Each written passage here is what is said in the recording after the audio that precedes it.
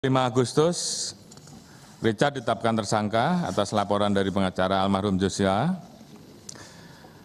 Yang bersangkutan saat itu menyampaikan perubahan terkait dengan pengakuan sebelumnya. Saat itu, Saudara Richard menyampaikan bahwa melihat almarhum Joshua terkapar, bersimbah darah, Saudara FS berdiri di depan dan memegang senjata lalu diserahkan pada Saudara Richard. Saat itu, tim sus melapor kepada saya dan saya minta untuk menghadapkan Saudara Richard secara langsung.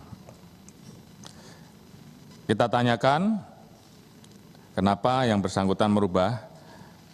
Ternyata pada saat itu Saudara Richard mendapatkan janji dari Saudara FS akan membantu melakukan atau memberikan SP3 terhadap kasus yang terjadi. Namun ternyata faktanya Richard tetap menjadi tersangka. Sehingga kemudian atas dasar tersebut Richard menyampaikan akan mengatakan atau memberikan keterangan secara jujur dan terbuka. Dan ini juga yang kemudian merubah semua informasi awal dan keterangan yang diberikan pada saat itu.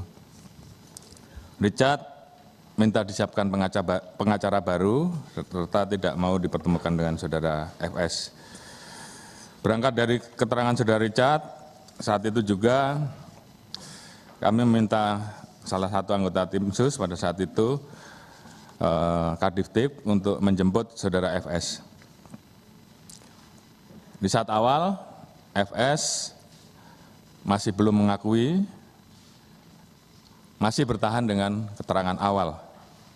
Dan berdasarkan keterangan Saudara Richard, akhirnya tim sus memutuskan untuk melakukan penempatan khusus di Makobrimob Polri. Kemudian tanggal 6 Agustus, Saudara Richard menyampaikan ingin membuat dan menjelaskan peristiwa yang terjadi secara lebih terang benderang. Richard kemudian menuliskan keterangannya